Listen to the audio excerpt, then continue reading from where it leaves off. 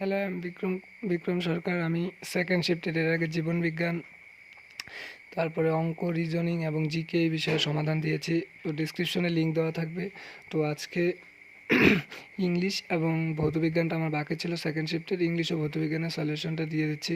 দেখো, আমার ভুল সলিউশন দেওয়ার কোনো রকম ইচ্ছে নেই। যতটুকু সঠিক সেটাই দিব, যেটা ভুল হবে সেটাকে তোমাদের জানিয়ে দেবো, যে বিষয়টা আমার জানা নেই। তাই তোমরা যত সঠিক নাম্বারটা গেস করতে পারো, আমি সেভাবেই অ্যান্সারগুলো করে দিচ্ছি। তো তোমরা আগেরগুলো যদি না দেখে থাকো, তো আমার ডেসক্রিপশনে লিঙ্ক দেওয়া থাকবে, সেখানে দেখে নিতে পারো। পার্ট 1, অর্থাৎ সেখানে জীবন বিজ্ঞান, তারপরে জিকে, অঙ্ক, রিজনিং সলিউশন দেওয়া আছে। তো যাই হোক, কথা না বাড়িয়ে ভৌতবিজ্ঞান সলিউশন শুরু করা যাক। দেখো, 26 নম্বরের প্রথমেই যেটা রয়েছে, নিম্নলিখিত গ্যাসগুলির মধ্যে কোনটি সাধারণত কোনো রাসায়নিক বিক্রিয়ায় অংশগ্রহণ করে না? 26 নম্বরের প্রথম অপশানে হবে বি নাম্বার, অর্থাৎ নিয়ন। অর্থাৎ কোনো নিষ্ক্রিয় গ্যাস কোনোদিন কোনো রাসায়নিক বিক্রিয়ায় অংশগ্রহণ করে না। তাহলে 26-এর হয়ে যাবে কিন্তু বি নাম্বার। তারপরে দেখো, ভৌতবিজ্ঞান অঙ্ক দিয়েছে, 0 ডিগ্রি সেলসিয়াস তাপমাত্রায় 10 ডিগ্রি বরফকে 800 ক্যালোরি তাপ প্রয়োগ করলে কী পরিবর্তন দেখা যাবে? দেখা যাবে যে ডি নাম্বারটি, অর্থাৎ 0 ডিগ্রি সেলসিয়াস তাপমাত্রায় 10 গ্রাম জল পাওয়া যাবে। অর্থাৎ এখানে উত্তর হয়ে যাবে কোনটি? D number option. বুঝতে পারলে? তারপরে 28 নম্বরে কি বলেছে, একটি স্বরে যদি 256, 400, 512, 630 কম্পাঙ্কে 4টি সুর মিশ্রিত থাকে, তবে সমমেল কোনটি? এটা আমার মনে হচ্ছে 512, তবে অনেকে বলছে যে বলেছে যে 630ও অনেকে অ্যান্সার করেছে। তো আমার মনে হচ্ছে 512, তাই এটা যেহেতু আমি শিওর না, তাই তোমাদের এটা অ্যান্সার দিলাম না। এই একটি কোশ্চেন আমার একটু কনফিউশন রয়েছে, বাকিগুলো সবগুলো হয়েছে। মানবদেহের চক্ষু লেন্স একটি হলো উত্তল, উভত্তল, সমতল, প্রিজম। এটি কিন্তু অ্যান্সার হয়ে যাবে বি নাম্বার, অর্থাৎ উভত্তল লেন্স। এবার আসবো আমরা 30 নম্বরে। দেখো, 30 নম্বরে বলেছে, বিশেষ পরিস্থিতিতে কোনো বস্তুর ভর ও ওজন দুই শূন্য হতে পারে। ভর শূন্য হতে পারে কিন্তু ওজন শূন্য হতে পারে না, ভর শূন্য হতে পারে না কিন্তু ওজন শূন্য হতে পারে, ভর বা ওজন কোনোটি শূন্য হতে পারে না। দেখো, এখানে কিন্তু ভরও, আমার যেটা অ্যান্সার মনে হচ্ছে, ভরও আমার মতে এটাই হবে। ভর ও ওজন কিন্তু দুই শূন্য হতে পারে। তারপরে 31 নম্বরে দেখো কি বলেছে। 31 নম্বরে বলেছে, কোনো বন্দুক থেকে 20 ভরের একটি বুলেট ছোড়া হলো। বুলেটটি 1000 মিটার/সেকেন্ড বেগে একটি বালির বস্তাকে আঘাত করে বস্তার মধ্যে 10 সেন্টিমিটার দূরে গিয়ে থেমে গেল। বুলেটটির উপর বালির প্রতিরোধ বল কত ছিল? এটি হয়ে যাবে কিন্তু তোমাদের 1000 নিউটন। তারপরে বলেছে, এটা খুব সোজা কোশ্চেন দিয়েছি, নিউটন কিসের একক? নিউটন কিন্তু হবে হলো বলের একক। তারপরে দেখো, কোশ্চেন দিয়েছে, সাধারণ তুলা যন্ত্র দিয়ে আমরা কি মাপা যায়? সাধারণ তুলা যন্ত্র দিয়ে তো 100% অ্যান্সার করেছে, যদি কোশ্চেনটা দেখে থাকে যে সেকেন্ড শিফটে। 33-এর অ্যান্সার হয়ে যাবে এ, অর্থাৎ ভরের। সাধারণ তুলা যন্ত্র দিয়ে কী মাপা হয়? ভর। এবার আসবো হলো 34। দেখো, 34 নম্বরে, এক ব্যক্তি 10 মিটার বাহু বিশিষ্ট বর্গাকার মাঠের চারদিকে 16 সেকেন্ডে একবার ঘুরে এলে তার গড় তৃতীয় মোট সরণ হবে। অপশান নাম্বার ডি, অর্থাৎ 2.5 মিটার/সেকেন্ড, 0 মিটার। এগুলো সলিউশনগুলো আমি করে দিচ্ছি না, সলিউশনগুলো খাতায় করেই তোমাদের করিয়ে দিচ্ছি। তবে এখানে তার সলিউশন করাটা পসিবল না, তোমাদের এখানে সলিউশন দেখে লাভ নেই, তোমাদের অ্যান্সার কীগুলো মেলানো উচিত। তাই অ্যান্সারগুলোই বলে দিচ্ছি, এখানে আর ব্যাখ্যা করার দরকার হবে না। যদি কারো দরকার হয় কমেন্ট করবে, আমি ছবি তুলে পাঠিয়ে দেবো। 35 নম্বর দেখো কি বলেছে, ছোট্ট শিশির বিন্দু সবসময় গোলাকার, মানে সর্বদাই গোলাকার ধারণ করে, কারণ হলো কিন্তু পৃষ্ঠটান। তারপরে 36 নম্বরে দেখো কি বলেছে, বলেছে তিনটি মৌলকে বলা হয় হলো আইসোটোপ, আইসোটোন, আইসোবার, আইসোগোম। তাহলে এটা হয়ে যাবে হলো বি নাম্বার অপশান, আইসোবার। অর্থাৎ 36 নাম্বার কোশ্চেন অ্যান্সার কী হয়ে যাবে? আইসোবার।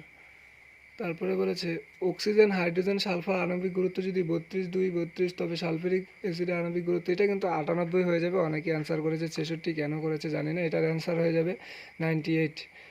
বুঝতে পারলে? তারপরে আমরা আসবো হলো 38। 38 নাম্বারটি একটু দেখো, মজার কোশ্চেন করেছে 38 নাম্বারটি।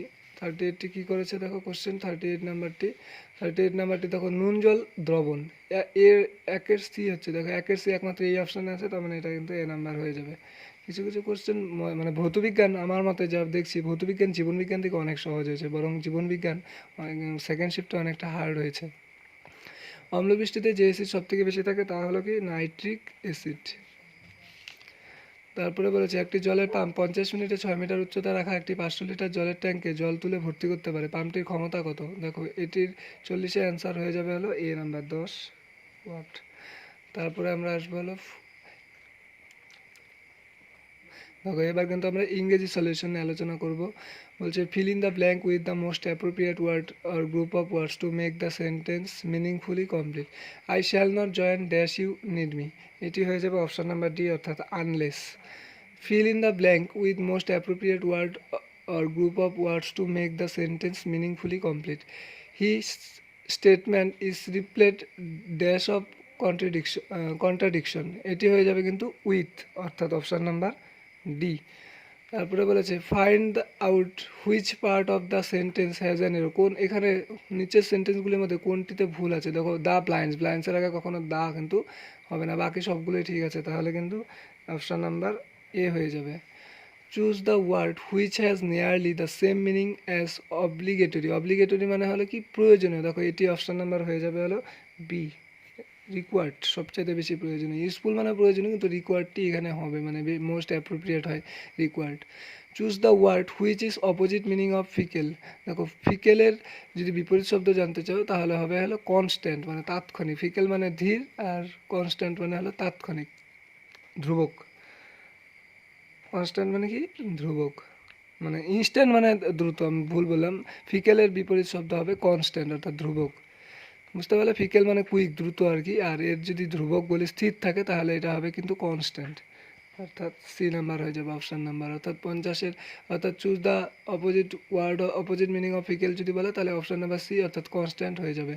51 নম্বর বলেছে choose the word that can replace both of words in italics in the two given sentence, এখানে যে ইটালিক ওয়ার্ডগুলো করা আছে অর্থাৎ ভয়েড আর এখানে করা আছে সিকলি, এই দুটো ওয়ার্ডকে যদি আমরা উঠিয়ে একটি শব্দ বসাই তাহলে অর্থগুলো সম্পূর্ণ হবে, মানে এই দুটো শব্দ বলতে যে কোনো একটি শব্দ, তাহলে এটি কিন্তু হয়ে যাবে সি নাম্বার অপশান, অর্থাৎ 51 ইনভ্যালিড। 52 নম্বর বলেছে choose the word which can most appropriately replace the italicised word in the given sentence. Primitive tales mainly compress stories of old times gods and heroes, এটি কিন্তু হয়ে যাবে, অনেকেই এপিক করেছে, epic হবে না, এটি কিন্তু লিজেন্ড হবে। দেখো 53 নম্বর choose the most effective word to fill the blanks to make the sentence meaningfully complete. Those who have well dash their transition from village life to city life have prospered, এটি কিন্তু হয়ে যাবে হলো manage, দেখেই বোঝা যাচ্ছে এটি হয়ে যাবে manage. Observe two italicised word in the following two sentence and give your observation by choosing any one option below. A vote of censure was passed against the chairman, এটি হবে না। Every film needs a clearance from the censor board, এটি হবে না। এখানে শুধুমাত্র কিন্তু option number মানে দুটো দিয়ে দিয়েছে, এবার কিন্তু অপশান দিয়েছে এক এ বি সি ডি, এখানে কিন্তু অনলি কি টু ইজ কারেক্ট, এখানে কিন্তু অনলি টু ইজ কারেক্ট, যে বি নাম্বার অপশান হয়ে যাবে। নেক্সট কোশ্চেন আছে হলো 55 নম্বর কোশ্চেনে বলেছে, দেখো 55 নম্বর কোশ্চেনে বলেছে choose the most effective word to fill the blank made sentence meaningfully complete. Ashok had to drop his plan of going to the picnic as he had certain dash to keep during that period, এটা কিন্তু হয়ে যাবে হলো, এটা কিন্তু হয়ে যাবে, এটা তোমাদের যদি বলা যায় এটা কিন্তু আমি করেছি কমিটমেন্ট, এটা কমিটমেন্ট, এটা এটা কমিটমেন্টই হবে হয়তো, এটা আমি একটু কনফিউশন আছে, হয়তো এটা কমিটমেন্ট হবে, তোমরা একটু কমেন্টে জানিয়ে দিও যদি তোমাদের জানা থাকে। 55 নম্বর কোশ্চেনটি Ashok had to drop his plan of going to picnic has he had certain commitment to keep during that period. তো আজকে ইংলিশ এবং ফিজিক্যাল সায়েন্সের সলিউশন দেওয়া হয়ে গেলে, এর আগে আমি life science and GK math reasoning এই বিষয়ে সলিউশন দিয়েছি, ডিসক্রিপশনে লিঙ্ক দেওয়া থাকবে, যারা দেখোনি দেখে নিতে পারো।